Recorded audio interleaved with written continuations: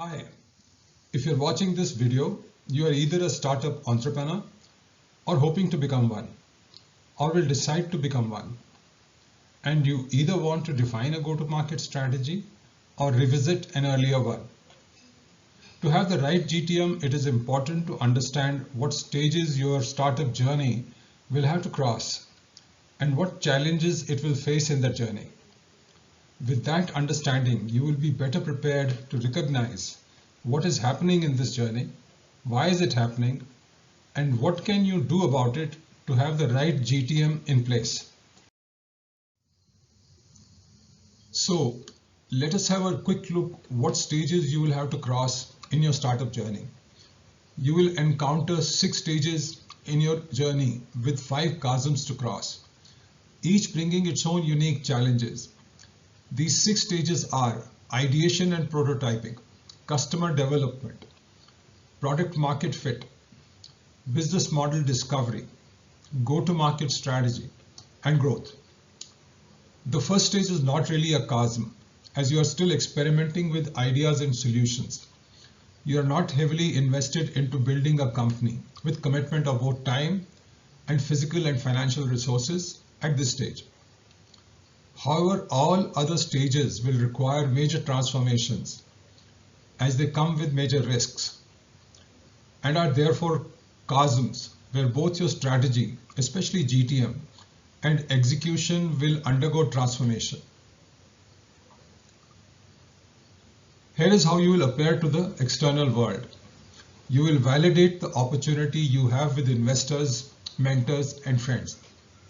Check out problem statement with probable customers at this stage. You will hypothesize about what features to provide in the MVP. Initial market survey would have helped figure out which customers will support you in testing the prototype and which will help developing the MVP into a product to achieve the product market fit. Post that, you will start transforming your product into solutions for the mainstream market. Your real go-to-market strategy for capturing the mainstream market starts post this stage, after which you will focus on driving growth. Internally, you will focus on the idea, technology, and unique manner in which you are solving the problem at hand. You will start building your long-term vision as you succeed in customer development. Sales team build-up will happen as you move into product market fit stage. You'll start building a comprehensive business model next.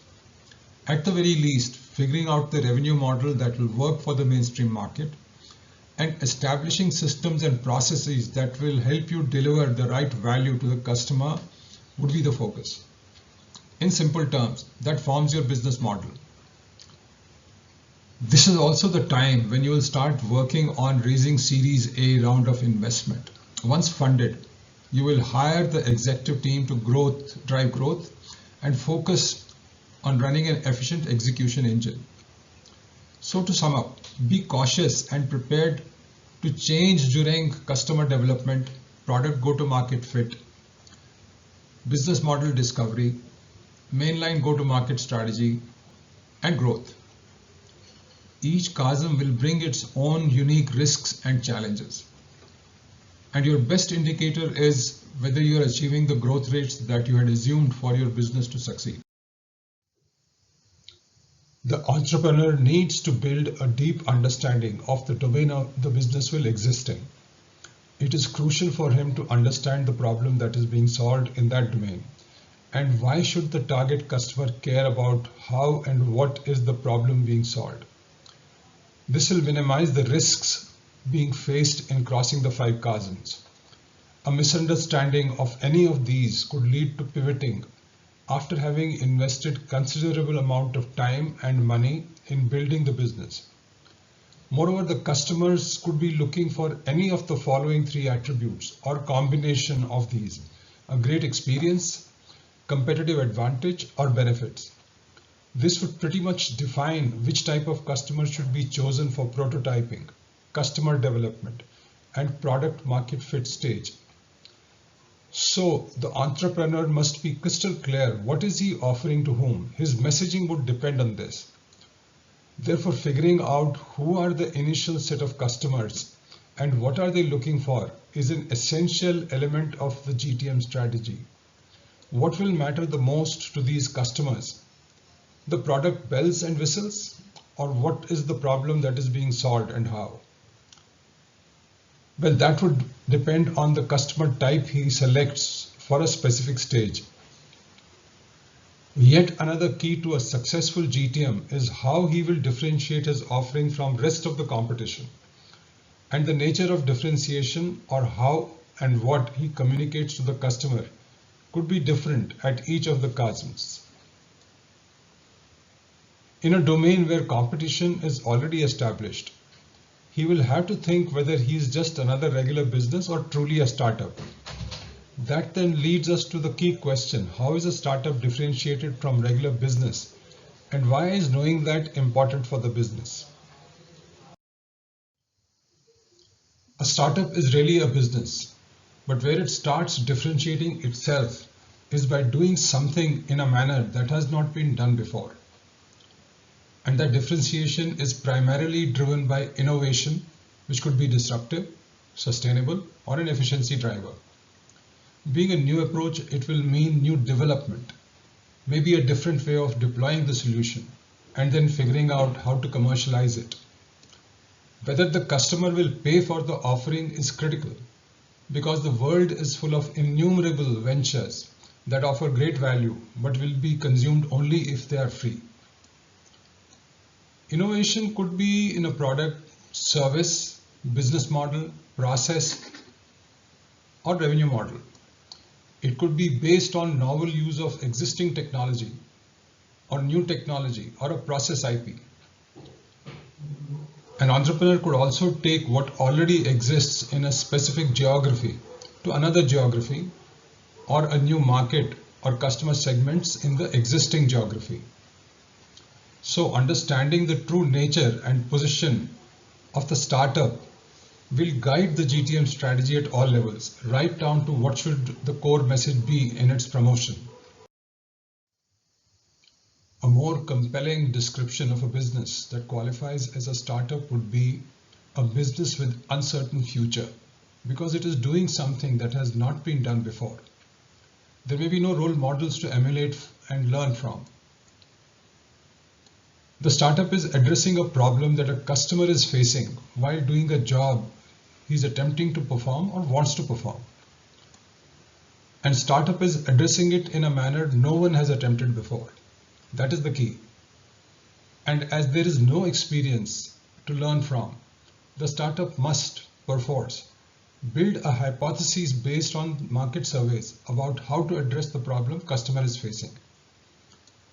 And if that problem is addressed successfully within a defined business model, then it should have the potential to access a large enough market to generate humongous profits in the future. That is what will get the startup funded and become a unicorn. So the mainstream GTM strategy, post discovering the business model, must have the capability to drive high growth. And that will not be easy if the entrepreneur does not have a deep understanding of the market, customer segments, and customer buttons to press for each segment. You will need razor-sharp clarity on these critical aspects of your business that will help you establish value. What will you innovate? What will it be driven by? Where will it be launched? This clarity will inform 5 key planning activities that drive the business plan: business strategy, funding strategy, GTM strategy, revenue model, and the business model. And the nature of innovation will also be crucial for your GTM strategy. A disruptive innovation will give the maximum bang for buck, but it will be difficult to build a communication strategy for initially. Initially, the growth will be slow up to a point, after which virality is what will get the huge growth rates. This also offers the most defensible position against the competition. Tesla Model 3 is a great example of what makes a product great and what drives traction. Innovation that drives sustainable improvement is a safe ground to be on. It will get you more traction at a lesser cost, but it will require a clear and quicker roadmap for continuing to do sustainable innovation, as the competition will catch up and leave you behind. So GTM strategy for this type of innovation will work only if the company has a very strong continuous improvement roadmap. When an innovation is making something only efficient, the competitive differentiation will be driven by operations efficiency, value for money, and scale. You will need a robust and efficient business model. So building a deep understanding of what is the nature of innovation achieved by your startup is important, as it will guide the GTM strategy also.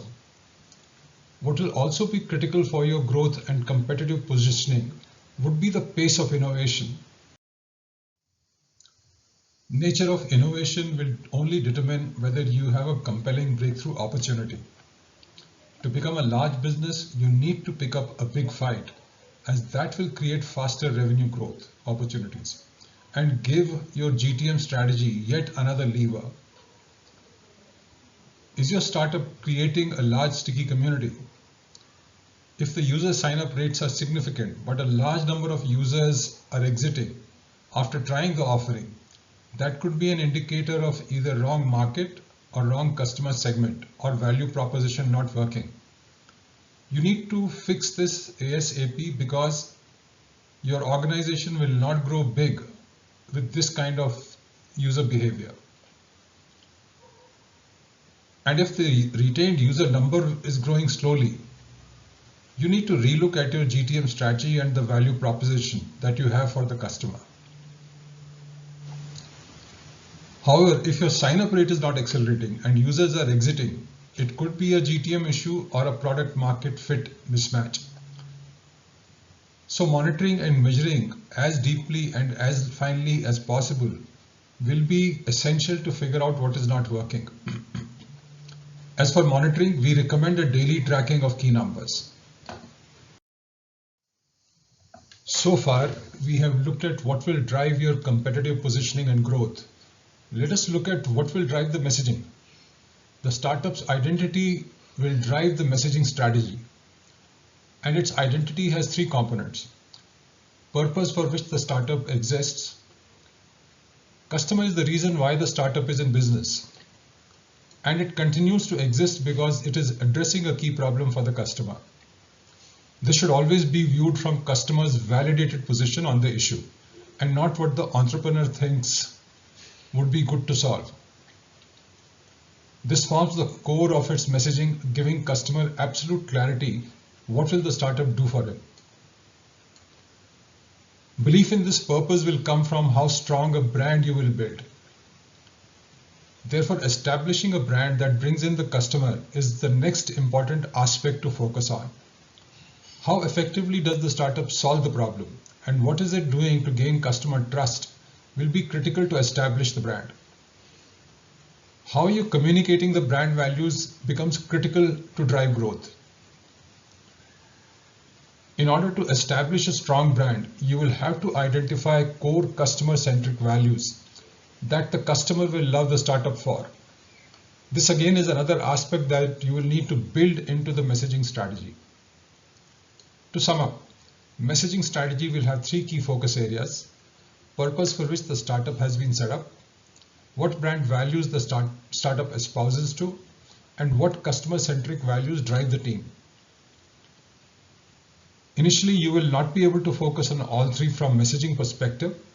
However, by the time a business model is established, all three will become important. This is a BYS proprietary framework. Close to 200 startups we have worked with have found the following framework very useful. The value proposition is why the customer considers the startup in the first place and is the central piece of the strategy. This forms the core of the GTM strategy. Sharply defined, it will make the GTM strategy definition considerably easier. You must be very clear about what is the real value the startup is offering the customer. This is not about features, but about what would those features do for the customer. Most entrepreneurs end up creating multiple value propositions in the initial stage, as you will get to meet customers with varying expectations. Now, this is very risky. However, the initial market surveys that you will conduct till product market fit is clearly visible will help you understand different customer segments, markets, and geographies that have expressed interest in your offering. You'll get to know their respective sizes, price preferences, and decision-making process. You should carefully choose, preferably a single segment in terms of compelling breakthrough opportunity, big fight, and sticky community that will receive maximum value from your offering. This community is most dissatisfied with current alternatives. Their problem should border on unworkable, unavoidable, or at least urgent. If the problem is under budgeted for, it just isn't the right problem to solve. What will your offering do differently? Have a very sharp and clear enunciation of this, as this will go into your messaging. How is it better? Again, a sharp and succinct description is crucial for creating effective messaging. Let us now look at nature of customers you will encounter in the startup journey and how that nature will change during this journey. What you see on the screen is an outcome of the research done by Dr. Roger in 1960s to study adoption of new potato seeds with higher productivity by American farmers. What makes this research important to understand is that the findings of this research have been proven across decades for all sorts of technology companies. What this research brought out was that initial set of customers are innovators by nature. They are attracted by novelty of the experience and form about 2.5% of the total market. So while you are prototyping and testing, innovators are the ideal customers to target. After the product starts taking shape and startup's long-term vision is well defined, early adopters of the technology become your customers. They form 13.5% of the total market and will accept an incomplete product provided it offers them significant competitive advantage in the marketplace. That would be a key guidance for defining your GTM strategy at product market stage. Salesforce and P&G partnership is an excellent example of this. You should attempt to discover the business model at this stage as the startup grows in the early adopter segment. The mainstream market forms 68% of the total market, and they look for benefits and ease of use.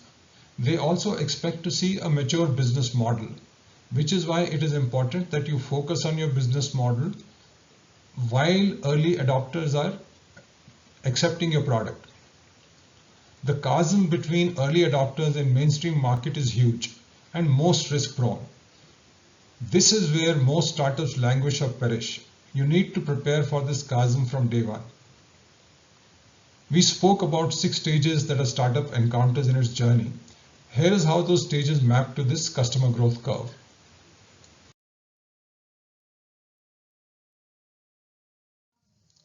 Let us look at another basic mistake startups make in planning their marketing journey.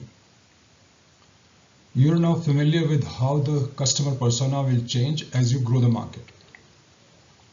What the customer type you choose to work with at a specific stage is looking for becomes a key input for the messaging strategy for that stage.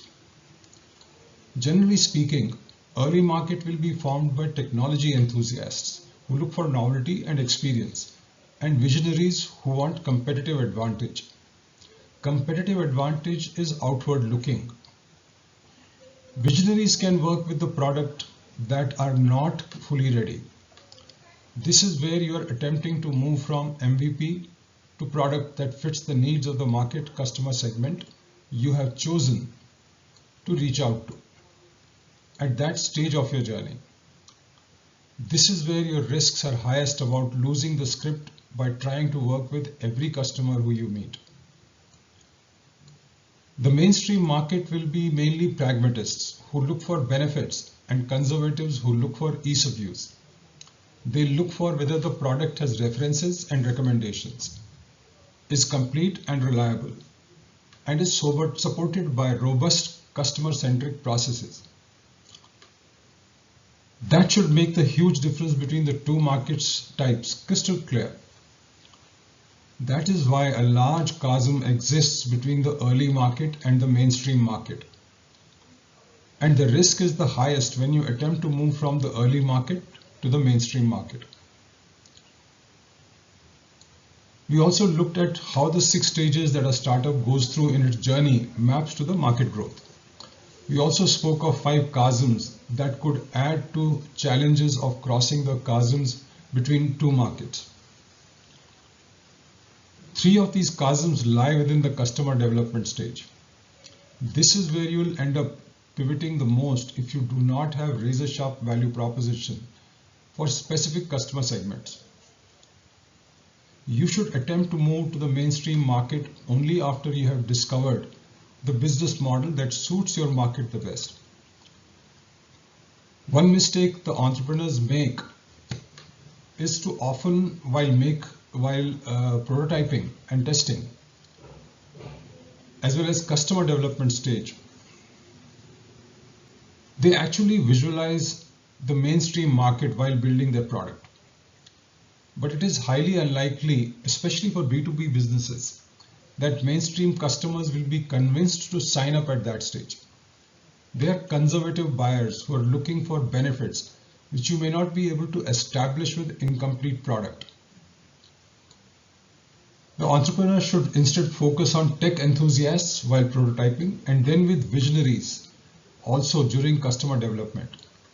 It is the visionaries who will help establishing product market fit, for they will make your product a great platform for gaining competitive advantage in marketplace. They will be very demanding, but they will give you maximum bang for the buck. And before the entrepreneur jumps for the mainstream market, you need to ensure that you have a robust business model in place and an equally robust GTM strategy for the main market. But this is where the bulk of startups falter and fall into what is now infamous as Valley of Death. To sum up, most startups usually need to fine-tune their GTM strategy as they move through different stages. They should start with a GTM that is aimed at innovators and visionaries for the early market development. From there, they should move on to a GTM strategy for visionaries and pragmatists to help mature the product. And finally, the mainstream GTM strategy for pragmatists and conservatives that drives the growth. The product roadmap also should be aligned with the 3 phases of GTM strategy. You will keep conceiving new features and functionalities for your offering continuously during your journey. However, you should keep prioritizing them into near-term, mid-term, and long-term launch categories based on the customer type you would be encountering at a specific stage in your journey. Start by building a near-term product roadmap, and this should become clear to you in the prototyping and testing stage itself as an outcome of initial market research that you would have done when the idea occurred to you. You would have validated whether the idea is a business opportunity that could make money. Your near-term roadmap should also enable entry into product market fit stage. So product roadmap is a continuously evolving artifact that will continue to remain so till you are a well-established company. Before you approach a single client during customer development stage, you should have done your customer segmentation through market research and identified top 3 customer segments you will work with during this stage. Why 3? So that you can quickly switch segments if the first one is not responding. And more than 3 will dilute your product focus. You will have to therefore prioritize these customer segments. The near-term product roadmap would evolve into a mid-term product roadmap during the product market fit stage, as you start discovering what your business model will be. You'll also start interacting with the pragmatists in your chosen customer segment. The midterm product roadmap therefore should start getting sharpened during this stage. When you enter the growth stage, you will also start working on sharpening your long-term roadmap. This will keep evolving till you are a well-established company and will start shifting to market extension as a growth strategy. You should have also figured out your distribution strategy for each phase of GTM strategy. It will be important for you to figure out whether your distribution channels are online, offline, or hybrid. This is broadly representative of all distribution models, whether online or offline, except consumer to consumer, also known as C2C, or affiliate marketing model. Building a deep understanding what pricing will work in a specific market segment also becomes critical for a strong GTM strategy. But how do you figure out the right price point? Well, building a stable business is all about being profitable and not losing money in the long term. So, in order to continue to stay in business, you must ensure that your pricing does not fall below break-even point, and that you will arrive at by preparing a robust and an accurate financial plan. You would also figure out value pricing. This is what you will arrive at by studying pricing and value propositions of other products existing in the marketplace. You would figure out what are you offering over and above in terms of value to the customer. You would then estimate the premium a customer would pay for any value addition you are providing to the customer based on the market surveys you would conduct during prototyping and testing stage. These surveys would also bring out what is the market ready to pay for a new comparable product. You would then have to arrive at a number in this range that you believe you can convince the customer to pay for your product. You could choose to sell below the minimum expected price or above the maximum expected price, provided you have a promotional strategy in place to make it happen. And you could use one of the many pricing strategies that best suit your GTM strategy at a specific stage of your journey. One of these strategies could help fight competition aggressively or address any revenue earning opportunity or challenge you might be facing at that point in time. There are enough examples available on the internet for you to learn from about each of these strategies. What you could learn is what each of these strategies entail, get useful tips on how to implement them. Let's spend time talking about how will you strategize product positioning in the marketplace. Marketing is about communicating value and not justifying price. And value must be perceived by the customer. How will you establish value in customers' mind? One mistake entrepreneurs often make is that they focus on communicating about technology and product features, for that is their context, rightly believing that is the core value of the product. And that is a very rational approach. They believe that the customer must be given all the right information to make the decision, which is also important. However, what is rational can easily be contested by a customer. So the communication about features needs to be done at the appropriate time, after the client has expressed interest. The first problem to address in promoting your product is to get the potential customer's attention. You need to make an emotional connect with the customer because all buying is fundamentally an emotional decision. Facts are only utilized to rationalize the decision made. To begin with, you need to think through how do customers perceive your pricing. A lot will depend on how you communicate the value to the customer, whether that changes his behavior. How a customer views the price is completely dependent on how you establish value for money in customer's mind. You should look at how economists use decoy pricing strategy to sell the digital version of the magazine. This information is available on the internet.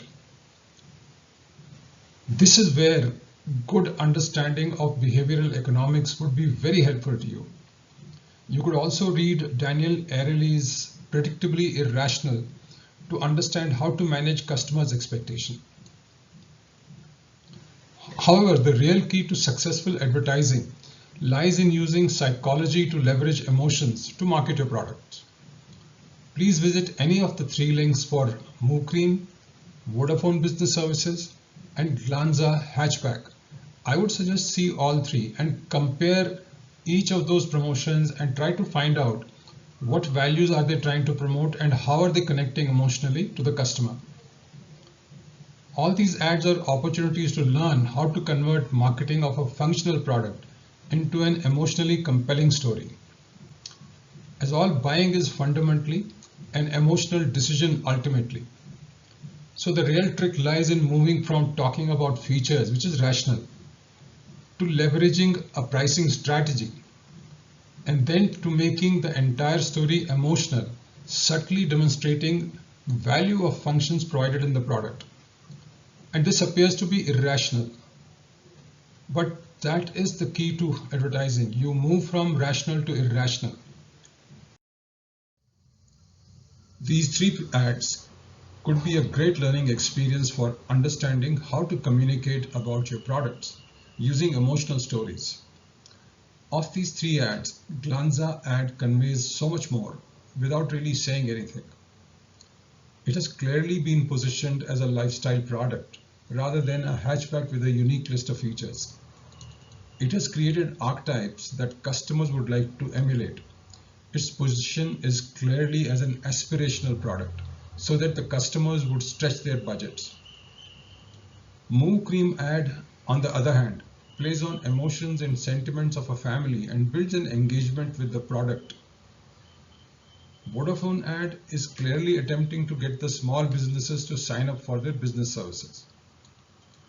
Think about the values that each of these ads are establishing in customers' mind and work on how you would do this for your product.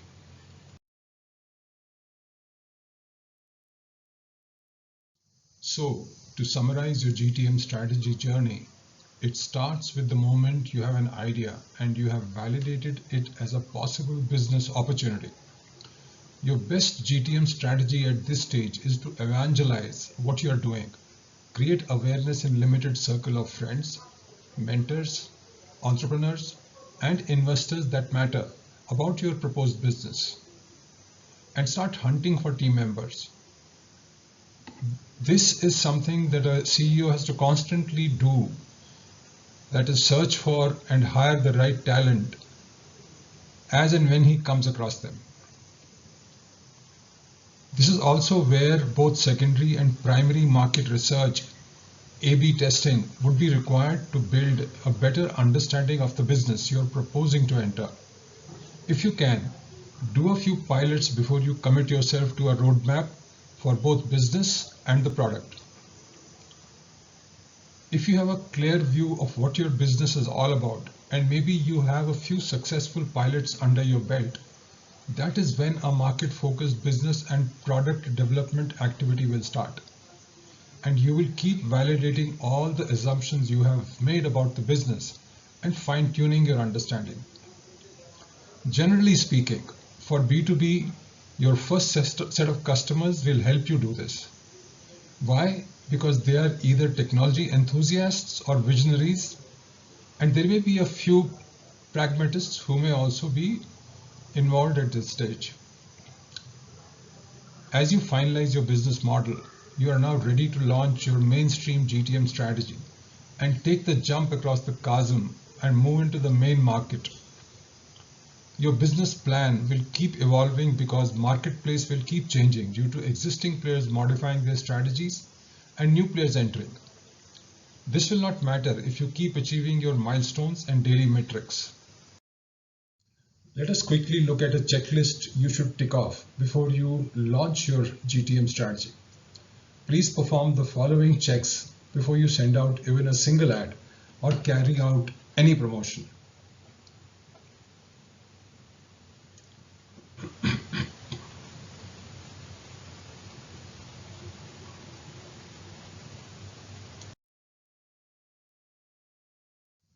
Here are some key elements of your communication strategy that should have been planned in detail and carefully rolled out.